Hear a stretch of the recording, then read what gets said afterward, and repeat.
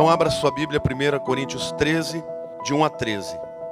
Ainda que eu falasse a língua dos homens e dos anjos, e não tivesse amor, seria como metal que soa, ou como símbolo que retine. Ainda que eu tivesse o dom da profecia, e conhecesse todos os mistérios e toda a ciência, e ainda que tivesse toda a fé de maneira tal que transportasse os montes, e não tivesse amor, nada seria.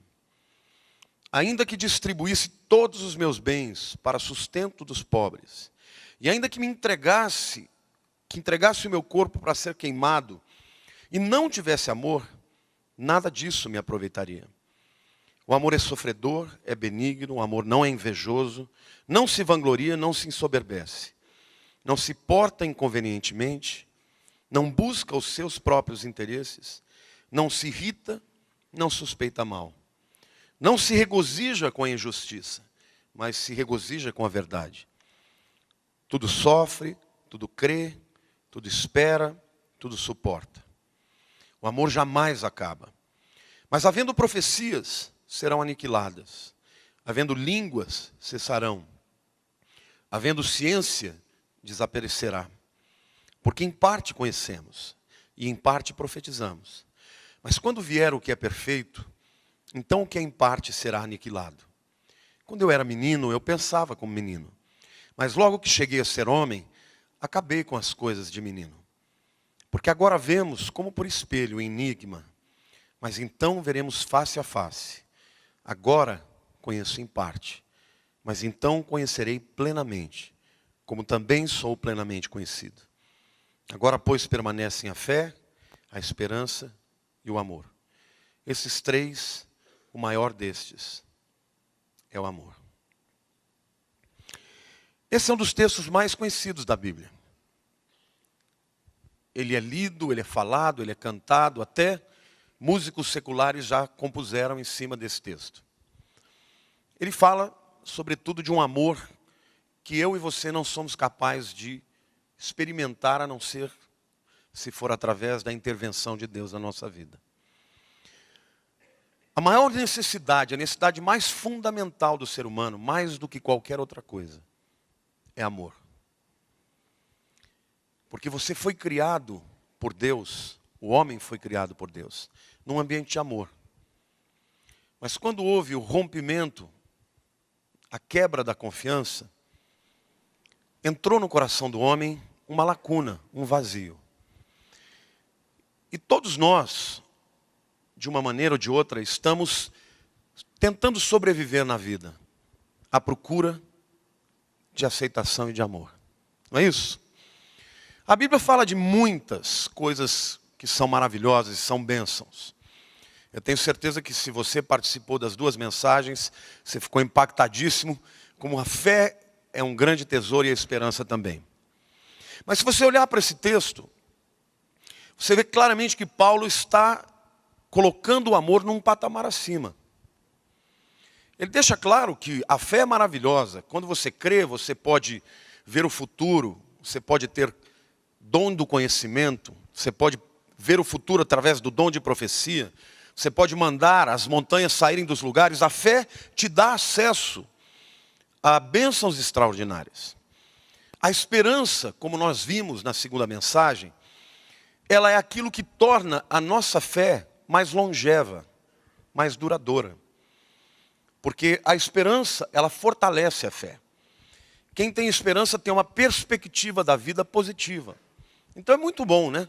A gente viver uma vida com expectativa de que as coisas vão melhorar. Pessoa que tem esperança pode estar passando pela pior dificuldade. Sempre vai acreditar que o melhor ainda está por vir. Diga para a pessoa do teu lado, o melhor ainda está por vir.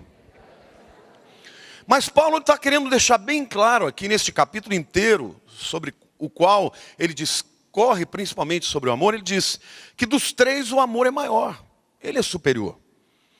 E hoje a reflexão, claro que eu não vou esgotar o tema, porque se eu fosse pregar nesse texto, versículo por versículo, eu ia passar aqui praticamente uns 6 meses para pregar sobre isso.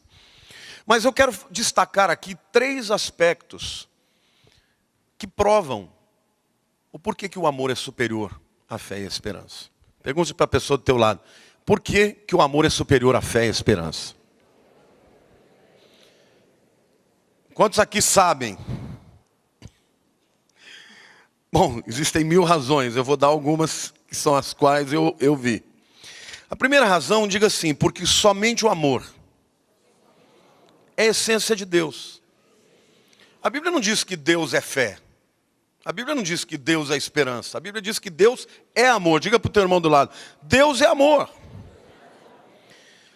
Quando você tem fé, você expressa confiança em Deus. E isso agrada muito a Deus. Aliás, sem fé é impossível agradar a Deus. Mas fé é um ato interior de expressar confiança em Deus. Não é a natureza de Deus. Quando eu tenho esperança, o meu corpo é abençoado. Quando você tem uma visão positiva da vida, você sara. Boa parte das medicinas orientais, elas trabalham com isso. Mexem com aquilo que o homem tem dentro de si. Porque já foi provado que uma pessoa amarga, ela tem muito mais propensão para o câncer. Quando você canta e louva a Deus, por exemplo, o teu corpo ele é visitado por hormônios do bem-estar. Serotonina, dopamina, noradrenalina, todos esses hormônios que fazem o indivíduo se sentir bem, isso acontece na tua vida, quando você faz um exercício físico, está com aquela... Aí você tem, como é que chama mesmo? Endorfina, que é a morfina de dentro, né?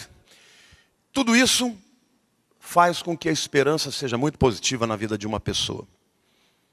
Mas a esperança ainda não é quem Deus é. Diga assim, Deus é amor. Diga assim, o amor é superior. Porque o amor é quem Deus é. Eu quero falar para vocês, para discorrer um pouquinho melhor sobre a essência de Deus, sobre 3 palavras traduzidas na nossa língua por amor, que descrevem a essência de Deus. A primeira palavra é uma palavra hebraica, no Velho Testamento. Amor no hebraico é ahavá, diga ahavá. Quem já foi a Israel comigo sabe que tem uma fábrica daqueles produtos de beleza do Mar Morto, que chama o quê? Ahavá. Por quê? Porque eles querem que as mulheres comprem acreditando que vão passar aquilo lá e os maridos vão ficar apaixonados. Diga assim, ahavá é amor. Mas a língua hebraica é uma língua muito especial. Eu estou mergulhando, estudando para valer agora.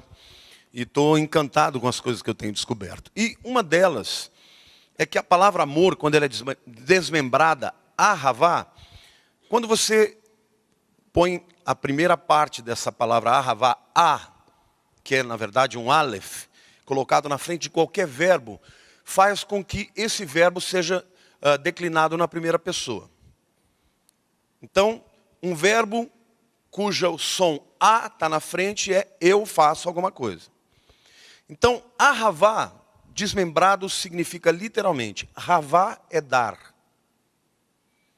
Ahavá, eu dou. Diga para a pessoa do teu lado, amor é dar. Amar é dar. Isto é diametralmente oposto ao conceito de amor humano. O amor humano é assim, eu amo, na verdade, a mim mesmo. Se você for pensar, um rapaz, ele quer casar com uma moça, ele quer casar porque ela é bonita, porque ele se atrai por ela, não é? Depois casa, faz promessas de amor eterno, aí de repente perde aquele tchan, né, aquela paixão, e olha para uma outra um pouco mais jovem, já não tem mais amor. Ama a outra, porque na verdade esse amor é o amor de si mesmo. O amor do homem é o amor egoísta, é para mim, não é o amor de Deus. O amor de Deus é para o outro. Então diga assim, a essência de Deus é dar. E João 3,16 diz, porque Deus amou o mundo de tal maneira que deu seu Filho unigênito. Para todo aquele que nele crê não pereça, mas tenha vida eterna. Quem ama dá, quem ama concede, quem ama entrega. A grande razão por que os casamentos acabam é porque as pessoas não querem amar o outro. Elas querem exigir para si mesmas. Então, o amor de Deus é esse. Essa é a essência de Deus e é isso que torna o amor superior à fé. A segunda palavra que eu quero falar é a palavra grega para o Novo Testamento, que é agape. E a palavra que é usada na primeira carta de Paulo aos Coríntios, capítulo 13, é literalmente isso. E você percebe o mesmo sentido. O foco do amor, a essência de Deus é o outro, e não si mesmo. Quando a Bíblia diz assim, o amor tudo sofre, tudo crê, tudo espera, tudo suporta. Ele não se vangloria, não se ensoberbece, não busca os seus interesses. Mais uma vez aqui a gente vê a Bíblia falando que o amor de Deus, a essência de quem Deus é, foca o outro. Olha para o teu irmão e diga assim, quem ama, olha para o outro. Amém ou não? Isso é tão sério, querido. Deus me mostrou, quando eu estava estudando esse texto, algumas coisas lindas. Nesse texto que eu nunca tinha descoberto. Foi uma revelação mesmo. O crer é maravilhoso, porque quando eu creio, eu posso adentrar no mundo espiritual e trazer as bênçãos do mundo espiritual para o mundo físico. Mas quando eu creio no outro, eu não posso crer pela minha esposa. Eu não posso crer pelo meu filho. Ele tem que ter a sua própria fé para ele ser salvo. É verdade ou não é? Mas quando eu creio para o outro, eu olho para o outro, vejo o outro alquebrado, desviado, num estado de vergonha, e eu creio que Deus vai transformar. Este crer para o outro se chama amor. O amor tudo crê. Eu posso ter uma vida positiva, uma vida de esperança, de expectativas boas para mim, e olhar para o meu semelhante e dizer, esse daí não vai virar nada. A minha esperança para mim mesmo pode ser uma bênção. Mas quando eu espero para o outro, isso se torna amor. A fé, quando ela é para mim, ela traz bênçãos para mim. A fé, quando ela é através da minha vida, eu creio na transformação do outro, ela se torna amor. Por isso, o amor é superior. Então, a primeira razão porque o amor é superior, diga assim, porque o amor é a natureza de Deus. E diga, a natureza de Deus é olhar para o outro e entregar, conceder, abençoar o outro. Amém? É muito superior. Por isso que Paulo diz, o amor tudo crê, tudo espera. Vejam, fé e esperança. E tudo suporta. Você pode ter fé e esperança dissociadas do amor. Mas quando você associa a sua fé e a esperança na bênção do outro, a expressão disto é amor. O amor tudo crê, tudo espera, tudo suporta. Diga para a pessoa do teu lado, ainda bem que Deus te ama assim, hein? Mas há uma terceira palavra, que na língua portuguesa, na Bíblia em português, não é traduzida por amor. Mas na língua inglesa é. Esta palavra também tem o sentido de amor, mas ela expressa muito mais a durabilidade do amor de Deus. O nosso amor, uns pelos outros, a gente conta o nosso amor em dias, em anos. Há uma palavra no hebraico, chesed, que fala do amor de Deus que é contado em gerações. Diga para a pessoa do teu lado, o amor de Deus é para sempre. Isaías 54, versículo 10, eu vou mostrar essa palavra para vocês. E diz assim, porque os montes se retirarão, e os outeiros serão, outeiros é monte também, serão removidos. Mas a minha misericórdia, diz assim, recede. Outras versões dizem fidelidade. Não se apartará de ti, e a aliança da minha paz não será removida, diz o Senhor, que se compadece de ti. Recede é aquele amor tão poderoso que o pior pecado, Deus está dizendo que o pior de todos os pecados, não pode separar o amor de Deus da nossa vida. Deus está dizendo, olha, vai passar o mundo, os montes vão vão passar, eles vão ser retirados, outeiros vão deixar de existir. E ainda assim, eu amarei você. Então esse amor que Deus tem, que é a sua natureza, que é imutável, nada pode afetar. Quando você peca, Deus não deixa de te amar 1 milímetro. Quando você adora, Deus não acrescenta o seu amor 1 milímetro. Deus te ama porque Ele é amor.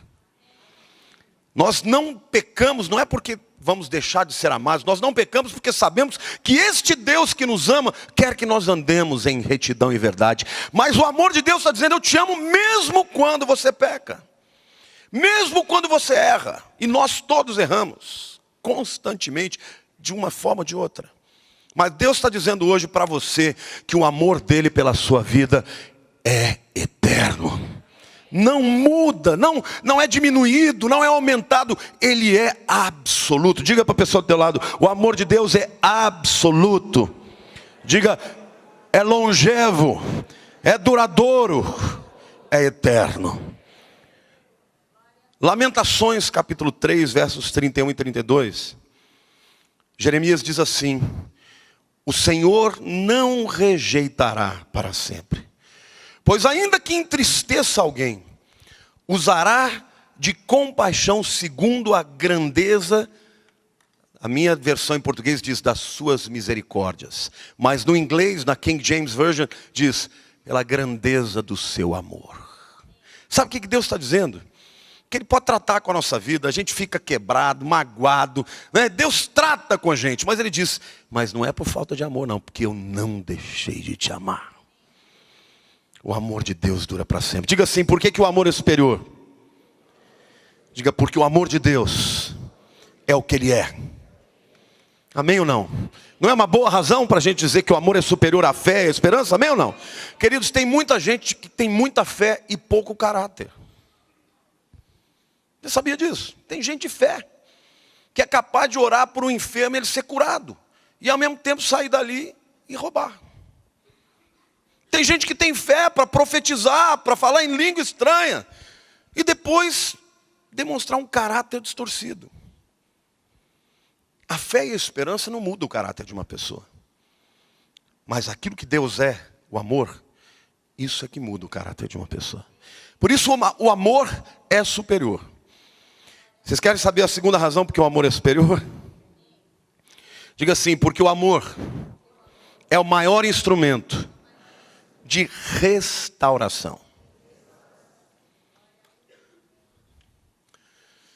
Quantos aqui acreditam que a fé é capaz de restaurar?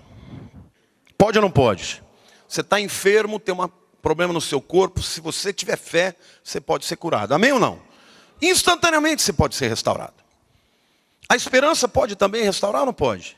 Uma pessoa tem esperança, ela pode lutar pela sua vida. Agora nós estamos vendo as Olimpíadas, você vê aquela atleta, né, a Fabiana Müller, foi campeã mundial 2 vezes e tal, chegou na hora do vamos ver, tremeu, olhou para o vento, olhou para a russa, refugou o salto.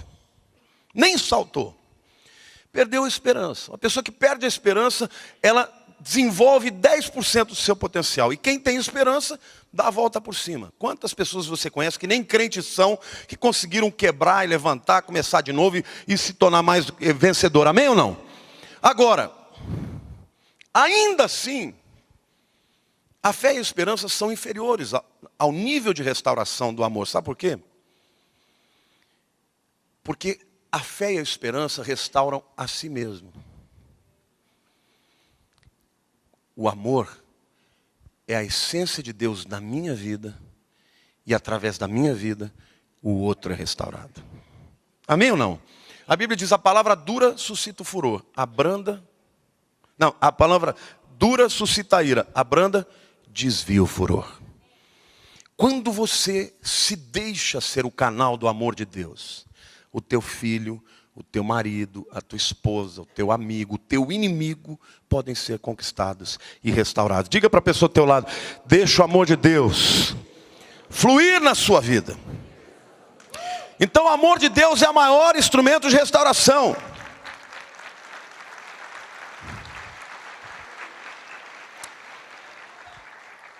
Vocês sabiam que a natureza caminha para a destruição?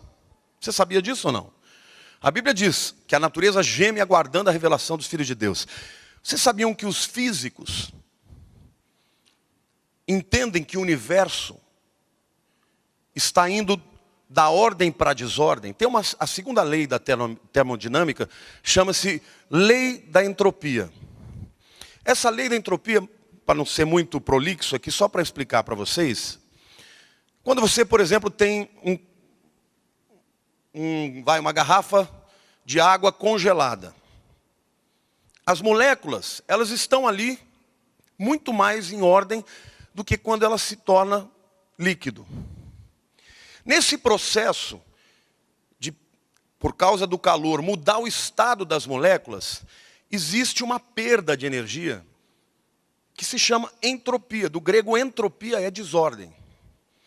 Em outras palavras, o que os cientistas estão dizendo é que o universo está cada vez mais caminhando para o caos. Você sabia disso? Isso é absolutamente, diametralmente oposto à teoria da evolução. Não tem nada evoluindo, muito pelo contrário. Está tudo se tornando pior. Por que eu estou dizendo isso? Porque com o pecado, o universo entrou num caos. Mas a natureza humana é assim também. Quando você nasce, você começa a morrer. Você já viu como uma criança recém-nascida é linda? Vai crescendo, vai ficando exuberante e de repente começa a cair. Então, física, espiritual e emocionalmente, toda a humanidade está decaindo. E você percebe algumas das consequências e das manifestações dessa desordem na vida das pessoas. Por exemplo, quantos aqui já viram pessoas que foram tremendas se desviarem? Quantos aqui já viram pessoas que amaram, admiraram, falaram, esse é um homem de Deus, uma mulher de Deus, de repente abandona a fé? Sabe o que é isso? A desordem interior. E muitas pessoas passam por momentos de desordem por conta de algumas das decepções da vida. Por exemplo, quando uma pessoa rejeitada, se sente rejeitada, ela vai embora. É ou não é verdade? Ou então quando a pessoa comete algum erro e ela fica envergonhada, ela vai embora. E na Bíblia nós temos algumas pessoas que eram tremendas e que passaram por essas duas manifestações ou situações adversas que ou colocaram sobre elas o sentimento de rejeição ou de vergonha. Por exemplo, quantos aqui sabem que Davi era um homem amado, admirado e honrado em Israel? Afinal de contas, com 17, 18 anos, matou o gigante que ninguém enfrentou. Nunca perdeu uma batalha. Para todas as batalhas que ele ia, ele voltava e vencia o inimigo. Ele era amado, ele era o herói de Israel. As mulheres cantavam, Saul matou os milhares, Davi os 10 milhares. E um dia esse homem comete, num momento de fraqueza, um pecado terrível. Olha para a esposa do seu fiel escudeiro, adultera com ele, faz um filho nela, e aí para que ela não fosse apedrejada, ele manda Urias para o campo de batalha para que morresse. O povo lá não era bobo, todo mundo sabia fazer contas, todo mundo soube que quem havia mandado matar Urias era Davi. E que o filho de Betseba não era de Davi. Davi então sai de um primeiro momento, de um estágio da sua vida onde ele é honrado, admirado, amado e passa a sentir vergonha. E com a vergonha veio também o quê? Veio a rejeição. Olha o que ele escreve no Salmo 55. Os versículos 12 a 14. Ele está dizendo assim, Salmo 55, 12 a 14. Com efeito, não é o inimigo que me afronta. Se o fosse, eu suportaria. Nem o que me odeia que se exalta contra mim, pois dele eu me esconderia. Mas és tu, homem meu igual, meu companheiro e meu íntimo amigo. Juntos nos andávamos, Juntos nos entretínhamos. E íamos com a multidão à casa de Deus. Ele está dizendo, você que era o meu melhor amigo, meu companheiro, que estava ao meu lado. A gente curtiu a vida juntos, a gente foi para a batalha juntos, a gente viveu muitos momentos juntos. Íamos para a casa do Senhor, você me traiu. Provavelmente, os teólogos não sabem exatamente quem seja essa pessoa. Mas acredita-se que teria sido um dos fiéis amigos de Davi em toda a sua carreira. E que no momento em que ele passou pela vergonha, assumiu uma posição de rejeitá-lo e de acusá-lo. E ele está dizendo aqui que era mais fácil ter enfrentado o inimigo do que enfrentar a rejeição do amigo. Então esse é o sentimento de uma pessoa que erra, que pisa na bola e que é rejeitada. Agora, o natural do homem é o quê? É rejeitar. É dizer tchau, segue tua vida, nunca mais. Nunca mais não é amor de Deus. Você já imaginou se Deus falasse para Adão, Adão, eu te amo, meu querido, mas você pisou na bola, segue a tua vida sem mim. Você já imaginou se Deus falasse isso com a gente? Olha para o teu irmão e diga assim, não era bom não. Diga, estar longe de Deus é um inferno. Não só Davi, Betseba certamente deve ter sido vista no palácio como adúltera. Quantas outras pessoas na Bíblia a gente percebe que foram rejeitadas ou sentiram vergonha e que começaram a caminhar em direção à desordem?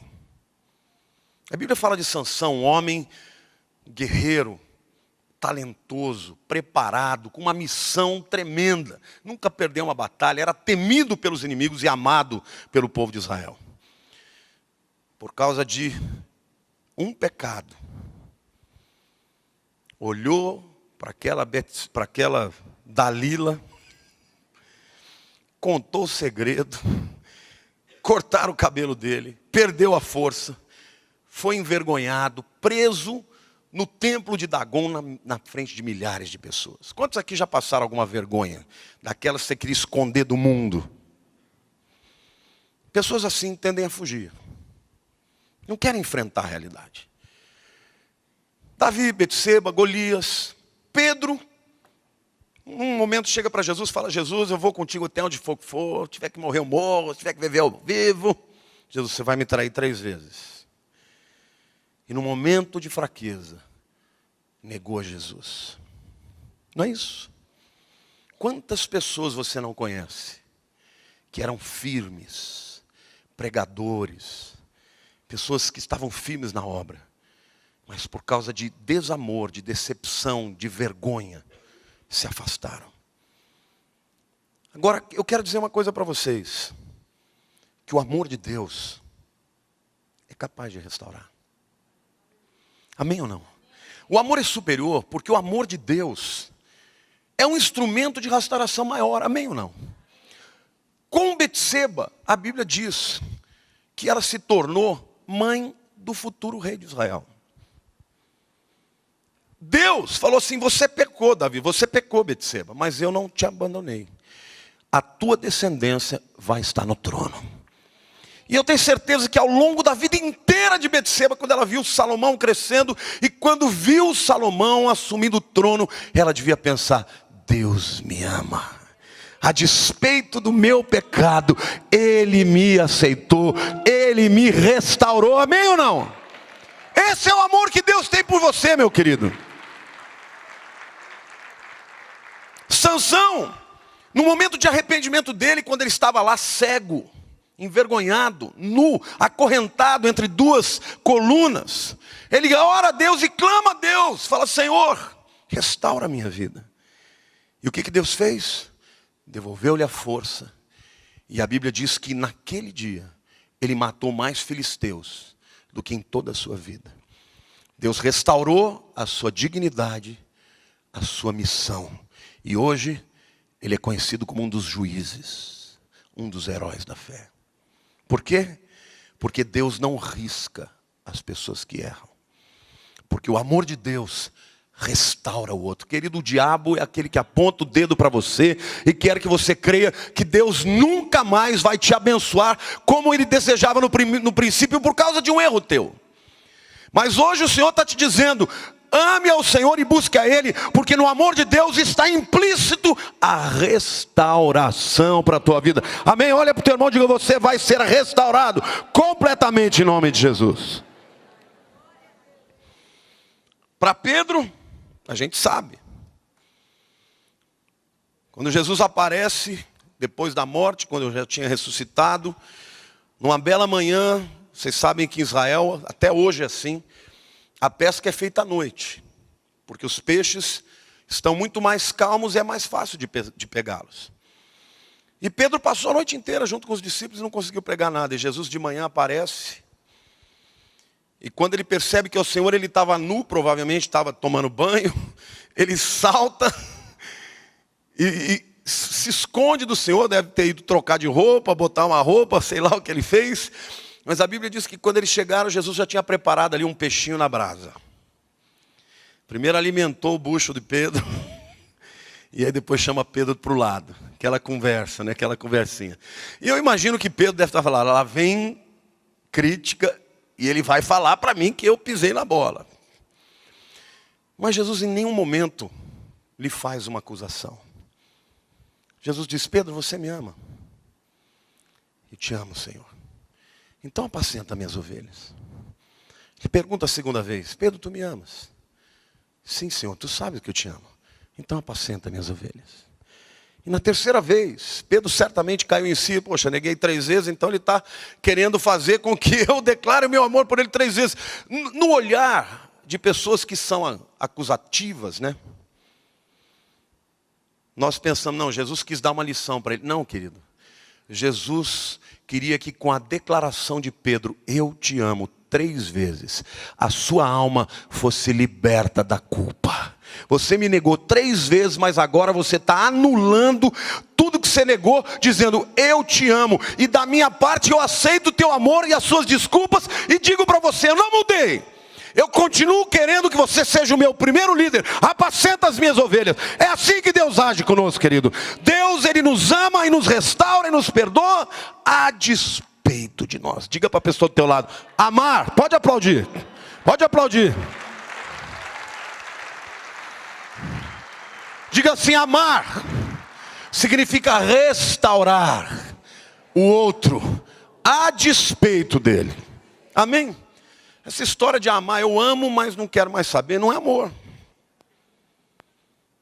Você já imaginou você chegar para o teu filho: filhinho, você me desobedeceu. Te amo, Deus te abençoe, mas nunca mais pisa na minha casa. Que amor é esse?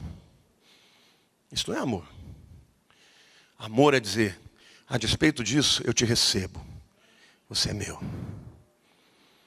Isso vale para a esposa, vale para o marido, vale para o pai, vale para o filho, vale para o inimigo. E o amor é a essência de Deus. Em primeiro lugar, é superior porque é o que Deus é. Em segundo lugar, ele é superior porque a fé pode levar à restauração, a esperança pode levar à restauração, mas da própria pessoa, só o amor restaura o outro. Amém? Quantos aqui querem receber o amor de Deus nessa noite? Diga amém. Aleluia. Houve uma mulher também que foi pega em adultério e foi levada ao templo diante de Jesus. E esse texto é um dos textos da Bíblia que mais me intrigam, porque a lei era explícita. A lei dizia: uma mulher pega em adultério, apedrejamento. Imagine. Chegaram até Jesus e disseram: olha aqui, essa mulher foi pega em adultério. E a Torá diz que ela tem que ser apedrejada. O que o senhor diz? Se Jesus tivesse falado: eu vou cumprir a lei, ele estava errado. Ela sabia disso, ela era uma judia. Cresceu ouvindo aquilo. Ela escolheu. A decisão foi dela, o risco é dela. Por tua conta e risco. Só que o amor é superior à Torá. E Jesus criou uma situação onde ele falou assim: tudo bem, Nós vamos fazer isso, só que se tiver alguém aqui que não tenha pecado, pode atirar a primeira pedra. Todos foram embora e quando sobrou Jesus e a mulher, ele falou, filha, ninguém te condenou? Não, Senhor, eu também não te condeno. Vai, não peques mais. Você sabe o que isso significa? Que Deus, Ele é capaz de ir até além daquilo que Ele decidiu, por causa do amor. É por isso que quando Jesus perguntou para Pedro, Senhor, Pedro perguntou para Jesus, quantas vezes eu tenho que perdoar? 7 vezes? Jesus falou 70 vezes 7. Quantos aqui querem ser perdoados por Deus todas as vezes? Diga amém. O segredo para o perdão é perdoar. Se você quer ser perdoado, a Bíblia diz que você vai ser medido com a maneira que você medir. Se você é duro demais com alguém, você pode saber que é uma questão de tempo e de hora. Mas Deus vai te tratar com dureza. Eu falo todo dia para Deus, a primeira coisa que eu falo, Senhor, me ajuda a ser bem misericordioso com os meus filhos. Porque eu quero que o Senhor me trate com graça, com misericórdia. Trate o teu próximo da maneira como você gostaria de ser tratado. Não seja juiz de ninguém. Não tem ninguém aqui, nesse templo ou nesse mundo, que possa assumir uma posição de juiz. Isso não está querendo dizer que você pode ser condescendente com o pecado. Não é isso que eu estou dizendo. Você tem que mostrar que pecado é pecado. Não pode dar nome de pecado de outra coisa. Mas você tem que mostrar para o pecador que ele é pecado sem rejeitá-lo. Sem deixar de amá-lo e sem deixar de crer na restauração de Deus para a vida dele. Porque se você não fizer isso, você também vai passar por situações desagradáveis. Isaías capítulo 54 é um dos textos mais lindos, mas a gente muitas vezes se esquece que ele vem depois do 53. No 53, Deus fala para Israel que Israel matou Jesus. Deus fala para Israel que Jesus veio e que Israel olhou para ele e falou, ele é feio. Ele queria uma raiz da terra seca, é feio. Não vejo formosura nele. Não aceito ele. Isaías 53 diz que os judeus mataram Jesus. Pelas suas feridas nós somos traspassados. Isaías 53 diz que Israel rejeitou Jesus e colocou sobre ele todo o peso e toda a condenação que ele merecia a Israel. Mas no 54, a Bíblia diz assim,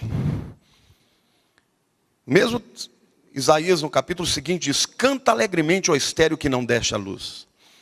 Exulta de prazer com alegre canto e exclama, tu que não tivesse dores de parto. Porque mais são os filhos da desolada do que os filhos da casada, diz o Senhor. Amplie o lugar da tua tenda, estendam-se as cortinas das tuas habitações, não impeças, alonga as tuas cordas e firma bem as tuas estacas, porque transbordarás para a direita e para a esquerda, a tua posteridade possuirá as nações e fará que sejam habitadas as cidades assoladas. E olha o que ele diz no 54:4, não temas, porque não serás envergonhada. E não te envergonhes, porque não sofrerás afrontas. Antes te esquecerás da vergonha da tua mocidade, e não te lembrarás mais do opróbrio da tua viuvez. Deus está dizendo, você permaneceu estéril. E depois da vinda de Jesus, Israel durante 2 milênios viveu a vergonha e a esterilidade. Mas Deus diz, mas não se preocupe, porque eu não deixei de te amar. Eu vou restaurar e você vai gerar filhos e frutos. Amém ou não? Hoje o mundo está voltando para Israel. O mundo, sabe por quê?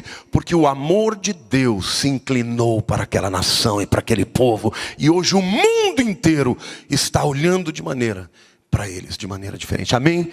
Esse é o amor de Deus, querido. É um amor que restaura. Ele é superior à fé e à esperança, porque é um instrumento de restauração superior. Amém ou não? Diga para a pessoa do teu lado, tem jeito para você. A terceira razão porque o amor é superior à fé e à esperança. Diga assim, somente o amor eterno.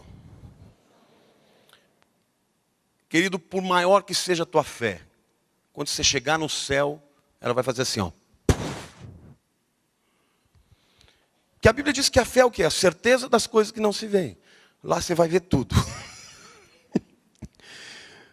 Lá você vai ver o anjo vai passar e falar: oi, seu anjo, tudo bem? Quem é você? Eu sou Rafael. Hoje você tem que estar pela fé, tem que fechar os olhos, falar: abre os olhos, Senhor, abre a minha visão. Tudo pela fé. Esperança, você pode ser o cara mais esperançoso, mais, sabe? Quando você chegar no céu, vai fazer... Puf, ninguém vai ter que ter esperança, porque tudo que você precisar já vai ter. Hoje você espera, né, que amanhã seu teu emprego vai ficar melhor, que você vai ganhar um aumento, que você vai ter um filho. Lá, tudo que você necessitar já está na mão. Você não vai ter que ter esperança que amanhã você vai ter comida. Mas o amor estará presente lá. Quando você entrar no céu, você vai amar Jesus mais do que tudo. O Senhor Deus mais do que tudo. Vai olhar para o teu irmão, aquele que você odiava, e falar: nossa, como eu te amo. Olha para a pessoa do teu lado e fala: é melhor começar a amar agora. Porque lá no céu nós vamos ser amigos. Amém ou não? O amor é eterno, ele vai permanecer até lá. Sabe aquela pessoa que você não pode ver na frente? Quanto mais tempo você ficar longe dela, lá no céu você vai querer tirar todo o atraso. Então começa agora. O amor eterno.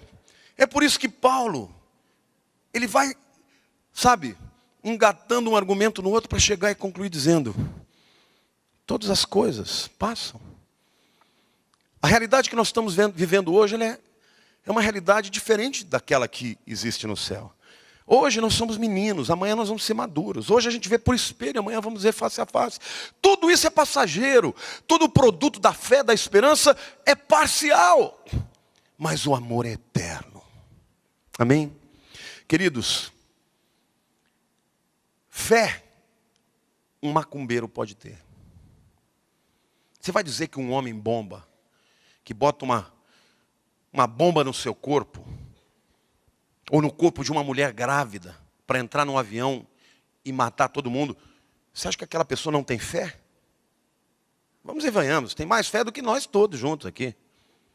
É ou não é? A pessoa nasce, tem um filho e já começa a criar ele para fazer parte da jihad, para ser um homem bomba. E ele quer ir para lá, porque ele acredita que no país dele só tem mulher feia e lá no céu vai ter um harém de mulher bonita. Fé, muitos podem ter. Esperança. Quantas pessoas que você conhece que são muito mais positivas do que muitos crentes? Não tem fé nenhuma, ou então tem fé diferente, mas você olha para a vida dela positiva, está sempre crendo no melhor. E às vezes os crentes estão tudo de tromba, né? Você não vai ser conhecido como cristão pela sua fé ou pela sua esperança. Mas amor como esse, só o povo de Deus pode ter. Por isso que a Bíblia diz: nisto conhecereis que sois meus discípulos, se vos amardes uns aos outros. Porque tem gente que para você amar tem que ser por Deus.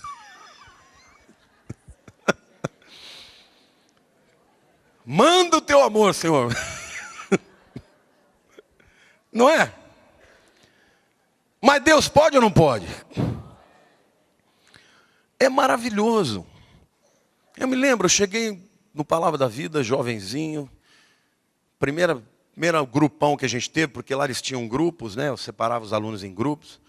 Um rapaz chegou para mim e falou assim: ó, quero te falar uma coisa, não vou com a tua cara. Eu falei: mas por quê? Ele falou: não, você tem uma cara de metido. Aí eu falei: meu Deus do céu, nem cheguei aqui, que ele está...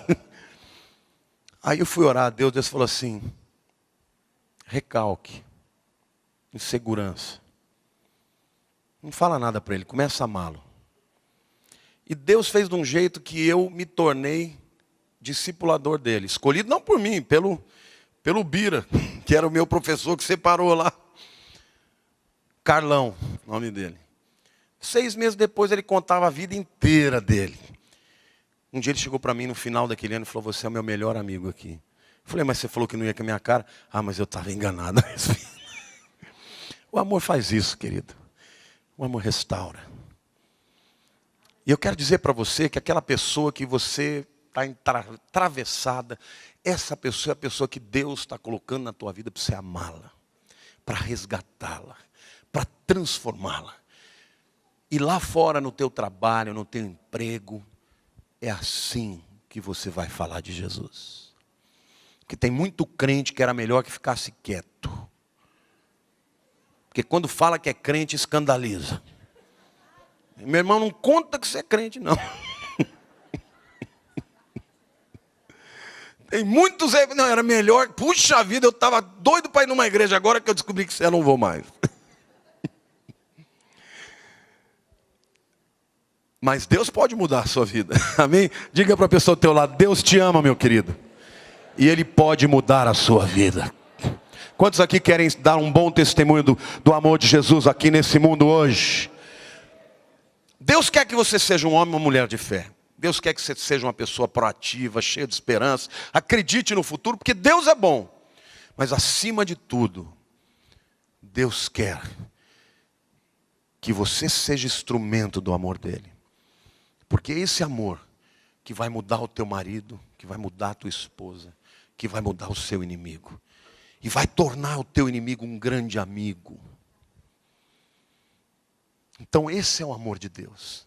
É um amor que é focado no outro. É um amor que concede. É um amor que restaura. Não existe ninguém que possa resistir ao amor de Deus. Ninguém. O amor de Deus transforma. Então, se a tua mulher não é aquele sonho que você pediu para Deus, todo marido tem a mulher que merece. E toda esposa tem o marido que merece.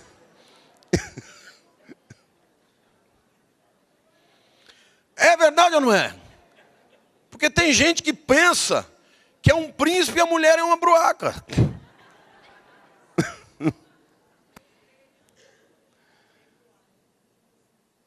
Todo mundo tem o marido, a esposa, os filhos. A vida da gente é assim. Mas o que Deus está te dizendo hoje é que nunca é tarde para começar de novo. Porque Deus olha para você e diz: eu vou te dar uma outra chance. Quando Pedro perguntou: 7 vezes está bom, Senhor? Não, 70 vezes 7. Então isso quer dizer o seguinte: que enquanto você estiver nessa vida, Deus estará te dando a oportunidade de mudar. Porque Ele te ama e o amor dEle nunca mudou. E Ele será eterno na tua história. Amém ou não? Vai passar os céus e a terra, mas o amor de Deus permanecerá na tua vida. Deixa Deus operar na tua vida, querido. Coloque-se na posição de amado. Porque muitas das nossas reações acontecem também por rejeição. Quero dar uma dica para você. Como fazer para que isso aconteça na sua vida? Filipenses 3, 13 e 14 diz assim: irmãos, não que eu já tenha alcançado, mas uma coisa eu faço, esquecendo das coisas que para trás ficam. Diga assim: o passado é passado. Teu marido te falou coisa que você não queria ouvir, tua esposa falou, teu amigo, não importa. O amor fala assim: passado é passado.